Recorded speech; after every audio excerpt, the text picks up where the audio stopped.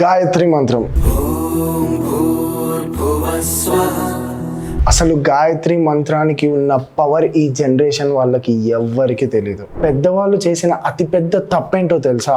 ఏదైనా థింగ్ని ఎందుకు చెయ్యాలి అని చెప్పలేదు. గాయత్రి మంత్రం ఎందుకు జపించాలి చెప్పలేదు, జస్ట్ జపించాలి అంతే.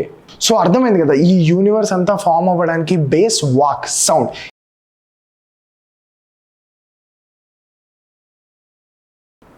Comrades, welcome back to figuring out by J. Gayatri మంత్రం.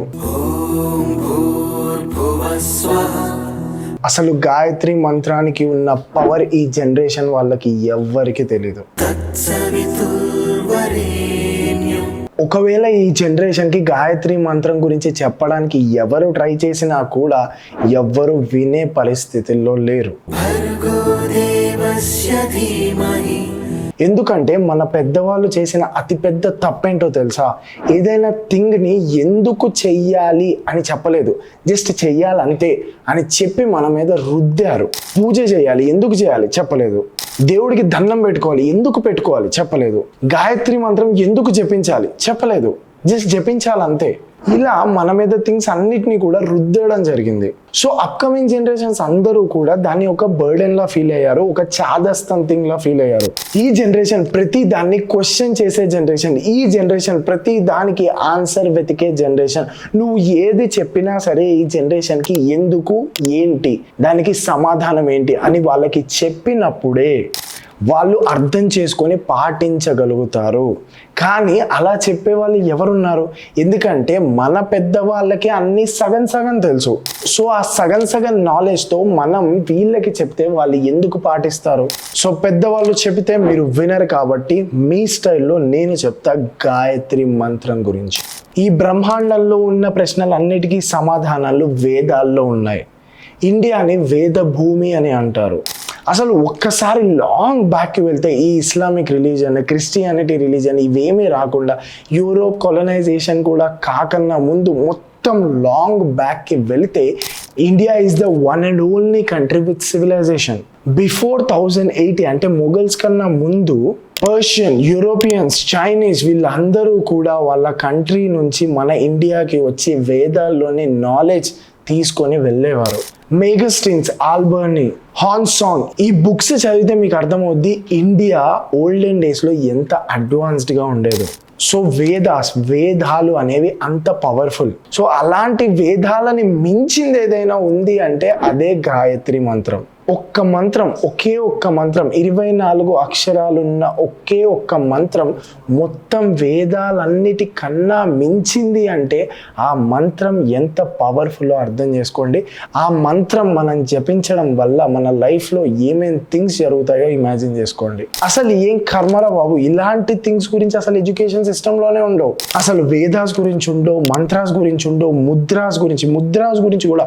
ఒక్కొక్క ముద్ర పెట్టడం వల్ల, ఒక్కొక్క ప్రెషర్ పాయింట్ మనం యాక్టివేట్ చేయడం వల్ల మనకి ఫోకస్ ఏ విధంగా ఉంటుంది, బాడీలో ఏమేమి థింగ్స్ యాక్టివేట్ అవుతాయి, అసలు ఏమి చెప్పారు. మీరు కావాలి అనుకుంటే ముద్రాస్ గురించి నేను ఒక డీటెయిల్డ్ వీడియో చేస్తా, కింద కామెంట్ సెక్షన్లో కామెంట్ చేయండి.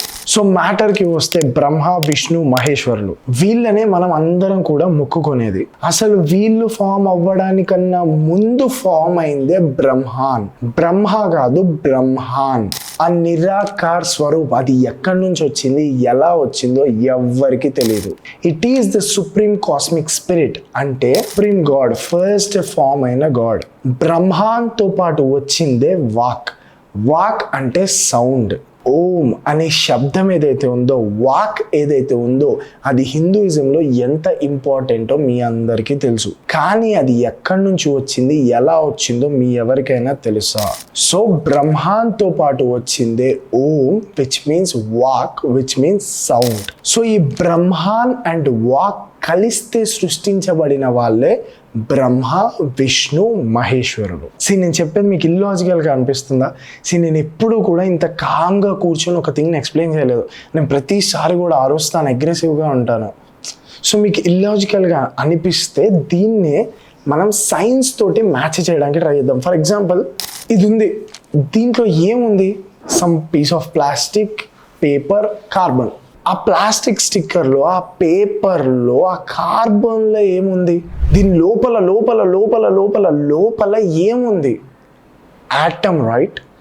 చిన్నప్పుడు చదువుకున్నాం కదా, ప్రతి ఒక్క దాంట్లో ఈ లైట్ లోపల, ప్రోడక్ట్ లోపల, ఫ్యాన్ లోపల, సిమెంట్ లోపల, ఎవ్రీథింగ్, ఈ వరల్డ్లో ఉన్న ప్రతి థింగ్ దాని లోపల ఉన్నది ఆటమ్.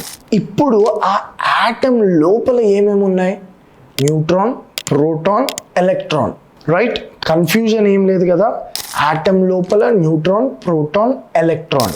అసలు ఈ న్యూట్రాన్, ప్రోటాన్, ఎలక్ట్రాన్ ఇవన్నీ ఆటమ్ లోపలికి ఎలా వచ్చాయి? బొచ్చెడు థియరీస్ ఉన్నాయి, బిగ్ బ్యాంగ్ థియరీ అని, ఇంకో థియరీ అని, ఇంకో థియరీ అని, కానీ ఏది కూడా ప్రూవ్ అవ్వలేదు. సో ఇప్పుడు ఇదే న్యూట్రాన్, ఎలక్ట్రాన్, ప్రోటాన్ని మన వేదాస్లో చెప్పిన జ్ఞానంతో మనం మ్యాచ్ చేయగలిగితే మన వేదాల్లో ఉన్న బ్రహ్మ, విష్ణు, మహేశ్వరులు త్రిమూర్తులు ఎవరైతే ఉన్నారో వాళ్ళే ఈ న్యూట్రాన్, ప్రోటాన్, ఎలక్ట్రాన్. అర్థమవుతుందా? సైన్స్తో కంపేర్ చేస్తే, అంటే మన కల్చర్లో ఒక థింగ్ ఉంది, సైన్స్లో ఒక థింగ్ ఉంది, రెండింటిని మ్యాచ్ చేయగలిగితే ఒక సెగ్మెంట్లో న్యూట్రాన్, ఎలక్ట్రాన్, ప్రోటాన్, బ్రహ్మ, విష్ణు, మహేశ్వరులు. ఇదే మీరు గూగుల్ కూడా చేసుకోవచ్చు. So in summary, Brahma, the neutron, creates by providing form to an entity. Any entity with form has mass. Vishnu, the proton, grants identity to the entity, a form with mass, while Shiva, the electron, transfers the entity through chemical reactions. So అర్థమైందా? Brahma, Vishnu, Mahesh, electron, proton, neutron. So ఇప్పుడు ఈ neutron, proton, electron move అవ్వడానికి, కదలడానికి some amount of force కావాలి. According to science అవి move అవ్వాలి అంటే, రెస్ట్లో ఉన్న థింగ్స్ మూవ్ అవ్వాలి అంటే మనకి ఫోర్స్ అనేది అప్లై అవ్వాలి. సో ఇక్కడ ఇవి మూవ్ అవ్వాలి అంటే ఫోర్స్ అనేది ఇవ్వాలి. మన కల్చర్లో బ్రహ్మ, విష్ణు, మహేశ్వరులు ఎవరైతే ఉన్నారో వాళ్ళకి ఫోర్స్గా యాక్ట్ చేసిందే శక్తి. సో శక్తి is equals to force. So బ్రహ్మకి శక్తే సరస్వతి, విష్ణుమూర్తికి శక్తే లక్ష్మీదేవి, శివుడికి శక్తే పార్వతి. సో క్లియర్ కదా? ఫోర్స్ అనేది శక్తి. బ్రహ్మ, విష్ణు, మహేశ్వరులు, న్యూట్రాన్, ప్రోటాన్, ఎలక్ట్రాన్, వీళ్ళకి ఇవ్వబడిన ఫోర్స్, వీళ్ళకి ఇవ్వబడిన శక్తి. కన్ఫ్యూజన్ ఏం లేదు కదా. సో ఇప్పుడు ఈ ఎలక్ట్రాన్, న్యూట్రాన్, ప్రోటాన్ కలిపితేనే ఒక ఆటమ్. సో మన కల్చర్లో బ్రహ్మ, విష్ణు, మహేశ్వరులు అని కలిపితే, మొత్తం ఒక ఫామ్లో కలిపితే ప్రజాపతి అంటారు. సో ఇప్పుడు వాక్, శక్తి, త్రిమూర్తులు వీళ్ళందరూ కలిస్తే Prajapati. So force, neutron, electron, proton అంతా కలిస్తే ఒక ఆటమ్. సో ఆటమ్ అంటే విచ్ మీన్స్ దిస్ యూనివర్స్. మీకు గుర్తుందా? మీ అందరికీ ఈ విషయం ఖచ్చితంగా గుర్తుండే ఉంటుంది. నరసింహ అవతారం. ఇందుగలడు అందు లేడని సందేహం వలదు అంటే దేవుడు ఇక్కడున్నాడా అక్కడున్నాడా అని చెప్పి వాళ్ళ నాన్నగారు అడిగితే చిన్న బాబు ఈ సమాధానం చెప్తాడు, ఇక్కడ లేడు అక్కడ లేడేంటి, మొత్తం ఈ యూనివర్స్ లో ఉన్నది ఆయనే కదా అని అంటాడు. అప్పుడు వాళ్ళ తండ్రి గారు ఏం చేస్తారు అంటే ఒక పెద్ద స్తంభాన్ని ఇలా కొట్టినప్పుడు ఆ స్తంభంలో నుంచి వస్తాడు నరసింహ అవతారం విష్ణుమూర్తి. సో పాయింట్ ఏంటి అంటే ఆ గోడలో ఉన్నది ఆటమే, ఆ సోఫాలో ఉన్నది ఆటమే, ఆ కుర్చీలో ఉన్నది ఆటమే, ఆ ఫ్యాన్ లో ఉన్నది ఆటమే, ప్రతి దాంట్లో ఉన్నది ఆటమే. సో ఆటమ్ మన వేదాస్తో కంపేర్ చేస్తే మనం ప్రూవ్ చేసింది ఏంటి? దేవుళ్ళు బ్రహ్మ, విష్ణు, మహేశ్వరులు. సో ఆటమ్ అనేది యూనివర్స్ మొత్తం ఉంది. మేబీ థింగ్స్ అనేవి పాస్ అవుతూ గ్లోరిఫై చేసి ఉంటారు. అంటే మన పెద్దవాళ్ళు మేబీ గ్లోరిఫై చేసి ఉండొచ్చు. అంటే స్టోరీ టెల్లింగ్ కదా. ఇప్పుడు న్యూట్రాన్, ఎలక్ట్రాన్, ప్రోటాన్ అనే టెక్నికాలిటీస్ చెప్పకుండా బ్రహ్మ, విష్ణు, మహేశ్వరులు ఇలా గోడ బద్దలు కొట్టుకుంటూ వచ్చారు, ఇలా థింగ్స్ అన్నిటినీ చెడునంతా సంహారం చేశారు అని మేబీ వాళ్ళు గ్లోరిఫై చేసి ఉండొచ్చు. అదే నిజమై ఉండొచ్చు, సైన్సే తప్ప ఉండొచ్చు, ఎనీథింగ్ మేబీ గ్లోరిఫై చేసి ఉండొచ్చు. బ్రహ్మ, విష్ణు, మహేశ్వరులు లేకపోయినా మనకి ఆటమ్స్ ఉన్నాయి, న్యూట్రాన్, ఎలక్ట్రాన్, ప్రోటాన్. సో ఇది తప్పైనా ఇది నిజం, ఇది తప్పైనా ఇది నిజం. ఇవి ఏమి కాకపోయినా సరే సమ్ అమౌంట్ ఆఫ్ ఫోర్స్ అనేది, సమ్ అమౌంట్ ఆఫ్ శక్తి అనేది ఉంది. కన్ఫ్యూజ్ అవ్వకండి. మ్యాటర్ గాయత్రి మంత్రమే, దాని గురించే చెప్తాను. కానీ గాయత్రి మంత్రం సూపర్ పవర్ఫుల్, రోజు జపించండి అని చెప్తే మీకు ఏం అర్థమవుతుంది? బ్రహ్మ, విష్ణు, మహేశ్వరులు, ఆటమ్, యూనివర్స్, ఈ కాన్సెప్ట్ అన్నీ చెప్పి యూనివర్స్ ఎలా ఫామ్ అయిందో చెప్పి దెన్ గాయత్రి మంత్రంకి లింక్ ఏంటో చెప్తేనే కదా మీకు దాని వాల్యూ అర్థమయ్యేది.